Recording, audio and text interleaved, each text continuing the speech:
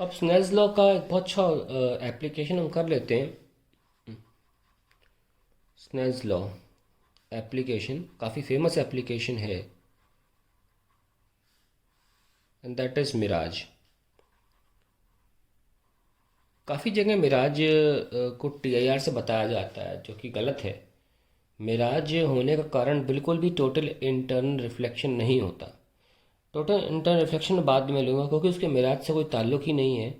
तो TIR topic जो है मिराज के बाद आएगा, क्योंकि स्नेल्स लॉ हम फिर ख़त्म करेंगे इस अभी के लिए, और फिर प्रिज्म भी करना है। लेकिन हाँ, बेसिकली स्नेल्स लॉ जो हमने डराइव किया अभी या बताया, उसके बेसिस पर मिराज आ जाता है पहले। बट पहले अपने दिमाग से ये बात बिल्कुल निकाल दें कि मिराज टीआईआर से होता है। मिराज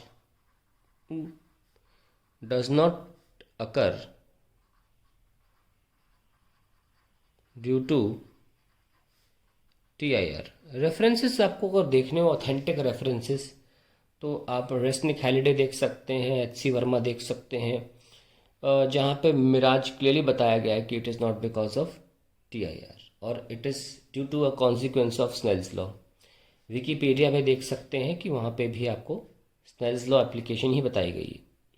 बेसिकली होता ये है कि जैसे जैसे हम रेगिस्तान में ऊपर जाते हैं, रिफ्रैक्टिव इंडेक्स बढ़ता रहता है, क्योंकि मट्टी जो रेगिस्तान की जो डस्ट है वो गर्म है।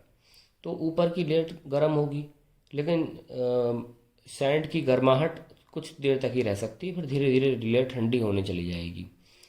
तो रेगिस्तान के पास जो रिफ्रैक्टिव इंडेक्स है वो ग्रेजुअली इंक्रीज होता रहता है। तो ऊपर की तरफ इंक्रीज होता है। अगर हम मान लीजिए एग्जैक्टली ये वो लेयर है, रेगिस्तान मान लीजिए यहाँ है, लेकिन थोड़ा सा पहले ही हो जाता है। जो वापस लौटना होता है रे का, वो थोड़ा पहले हो जाता है। ऐसा एग्जैक्टली रेगिस्तान पर नहीं होता, ये थोड़ा सा ऊपर। तो होता क्या है कि लाइट आ रही होती है, सक्सेसिव रिफ्रैक्शंस कर रही होती है, और सडनली होता क्या है कि जब यहाँ हिट करती है जिस लेयर पे होना है, वहाँ से लाइट पैराबोलिकली टर्न हो जाती है। तो कहने का मतलब ये है कि due to successive रिफ्रैक्शंस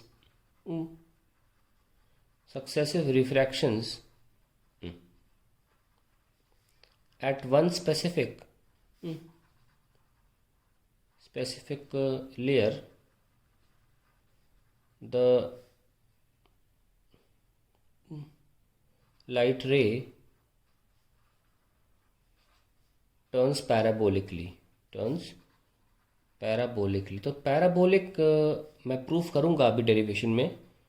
parabolic derivation proof करूंगा कि लाइट का शेप पैराबोलिक हो जाता है जब भी मिराज होना होता है, और उसका कोई ताल्लुक नहीं है। फिर सुन लें, टोटल इंटरनल रिफ्लेक्शन नहीं हो रहा है। ऐसा बिल्कुल भी नहीं है कि किसी एक एंगल पर गिर के और टकरा के चली जाती, नहीं। लाइट यहाँ पर जिस सतह पर लेयर पे हो रहा है, वहाँ पे एंगल 90 बनाती है, एंगल ऑफ इंसिडेंस बनाती है 90। ठीक है। जिस जगह पर टीआईआर हो रहा होता है, सॉरी मिराज हो रहा होता है, वहाँ पर एंगल 90 इंसिडेंस का हो जाता है। मैं और क्लियर बनाने की कोशिश करूँ तो ऐसा कुछ होता है। ऐसा तो लाइट जो है वो 90 डिग्री पे अब हिट करती है उस पॉइंट पे जहाँ से पैराबोलिकली ऊपर चली जाएगी। ध्यान रखें, टीआईआर नहीं है रीज़न। एनसीईआरटी में भी गलत दिया हुआ है, टीआईआर रीज़न नहीं है। रीज़न है सिर्फ स्नेल्स लॉ। लाइट जहाँ पर होना होता है वहाँ 90 डिग्री पे एंगल ऑफ इंसिडेंस बनाती है। क्या बोला मैंने? एंगल ऑफ इंसिडेंस 90 डिग्री बनाती है। उसके बाद लाइट पैराबोलिकली ऊपर चली जाती है। चलिए आइए देखते हैं इसका डेरिवेशन कैसे है, कैसे हम प्रूव कर सकते हैं कि मैं कर भी इसी रहा हूँ कि बहुत बड़ी मिथ है जो बुक्स में इतनी बड़ी गलती की हुई है, अभी तक ठीक नहीं की गई। स्ट्रेंज बात है, लेकिन चलो हम लोग तो ठीक कर ही लें। But start doing it. इसका मेन बेसिस तो मैं लिख ही लूँ। क्या है कि स्नेल्स लॉ मैंने आपको लिखवाया था कि स्नेल्स लॉ होता क्या है।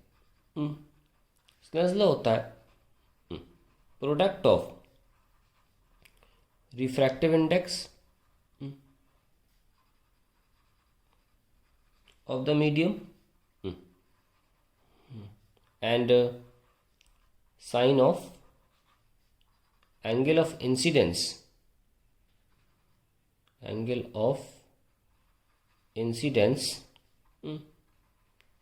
इन that medium is a constant.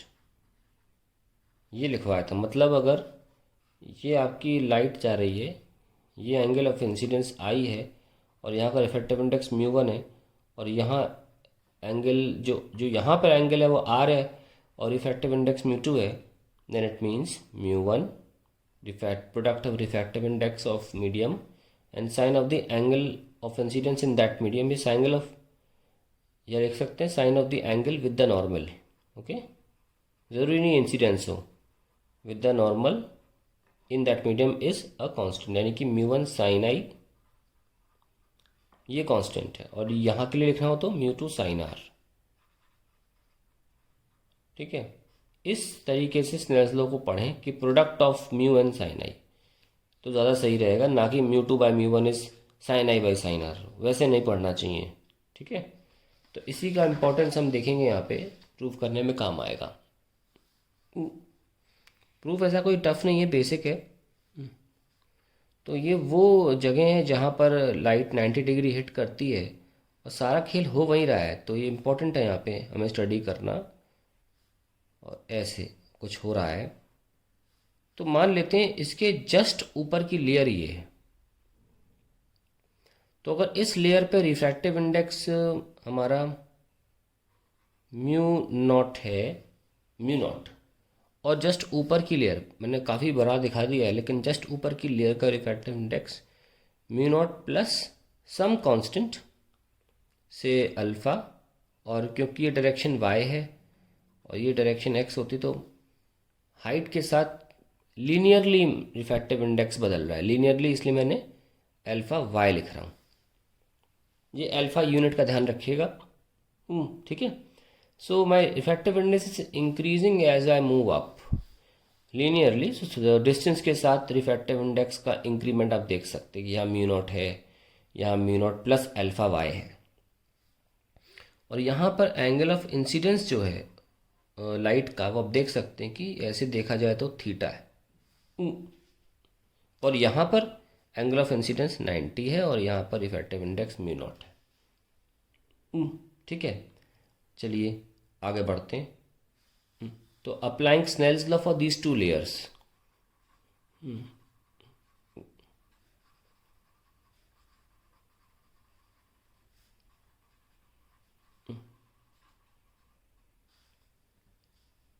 कैसे लिखेंगे? Mu naught plus alpha Y sine theta is mu naught sine 90, so we have sin theta equals to mu naught upon mu naught plus alpha y। ये आ गया, पहली चीज़ तो important आ गई। ज़्यादा important चीज़ सुनो क्या है, ज़रा इस एग्जैक्टली पॉइंट पर देखो स्लोप कितना है, टेंजेंट गिराओ और ये एंगल कितना होगा भाई, ये तो तुमने थीटा ले लिया तो ये भी थीटा, तो ये 90 माइनस थीटा हो गया ना, ये एंगल कितना हो गया 90 माइनस थीटा।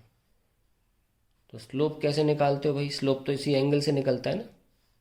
स्लोप सपोज ये पॉइंट है P,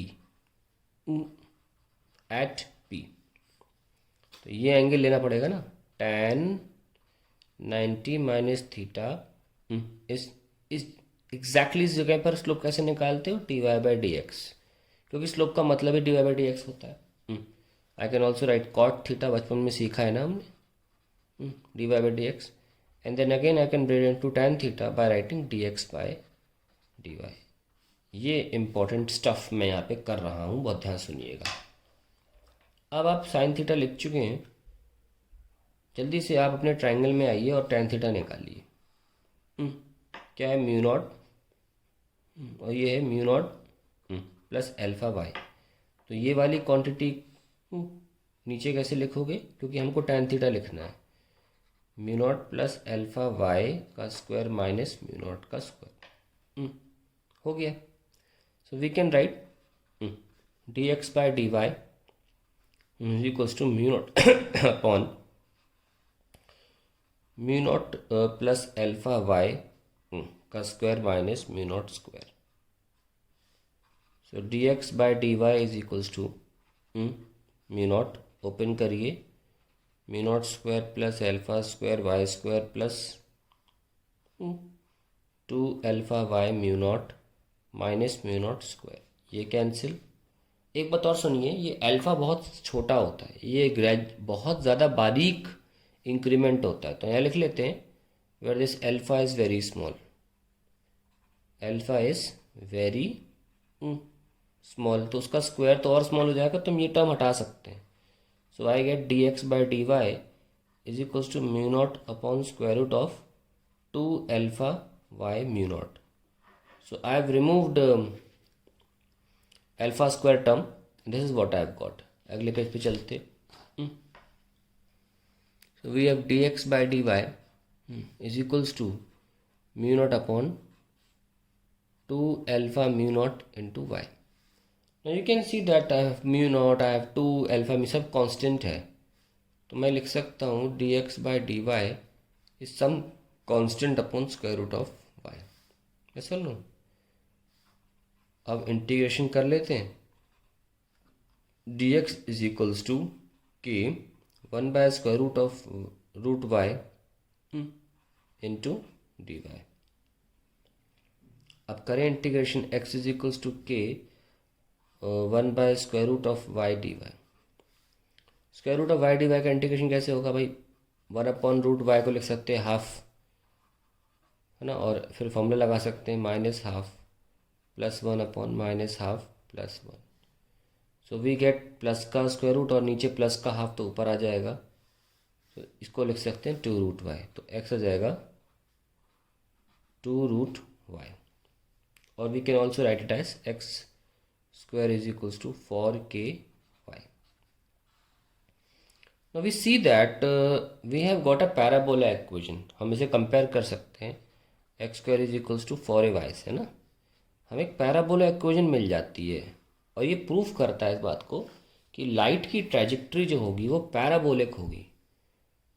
that is what I was wanting to prove, that when the light hits at a certain layer where इस एंगल ऑफ इंसिडेंस 90 डिग्री, यानी कि क्रिटिकल एंगल वाली situation आती ही नहीं है, light अपना एंगल बढ़ाती रहती है। आप देख सकते हैं भाई 0 से लेकर 90 के बीच में कहीं तो क्रिटिकल एंगल आया होता, लेकिन अगर क्रिटिकल एंगल पे लाइट को टर्न होना होता, टीआईआर करना होता, तो 90 तक इंसिडेंस पहुंचता ही क्यों, उसके पहले हो जाना चाहिए था किसी ना किसी लेयर पे।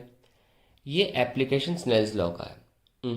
ये इसलिए इस एप्लीकेशन स्नेल्स लॉ पे आधारित है क्योंकि रिफ्रैक्टिव इंडेक्स इतना बारीक लेवल पे बढ़ता है कि टीआईआर की संभावना नहीं हो सकती। टोटल इंटरनल रिफ्लेक्शन तब होता है when there is a very sudden change in the refractive index. Gradual refractive index में टोटल इंटरनल रिफ्लेक्शन नहीं होता, और इसके बहुत सारे उदाहरण आपको एनसीईआरटी के एग्जाम्पलर 2 क्वेश्चन 3 क्वेश्चन हैं उसमें मिल जाएंगे, जहाँ पे वो लोग इसी सिद्धांत का प्रयोग भी कर रहे हैं कि स्नेल्स लॉ जब ग्रेजुअल इंक्रीज होता है या कोई चेंज होता है रिफ्रैक्टिव इंडेक्स में, तो आप टीआईआर का कॉन्सेप्ट नहीं यूज़ करते, वो स्नेल्स लॉ से ही निकलता है। तो देख सकते हैं कि कहीं जो मिराज होता है, कहाँ गया मेरा, ये रहा, तो mirage is a consequence of Snell's law, it has nothing to do with TIR. The light bends parabolically, it takes a parabolic shape. Now you can go on to internet and find on Wikipedia और Resnick Halliday, अच्छी किताबों में आपको कहीं भी TIR का नामो निशान भी नहीं मिलेगा। So that is we can write hence proved कि स्नेल्स लॉ का एप्लीकेशन भी ये प्रूव कर दिया कि light takes a parabolic curve.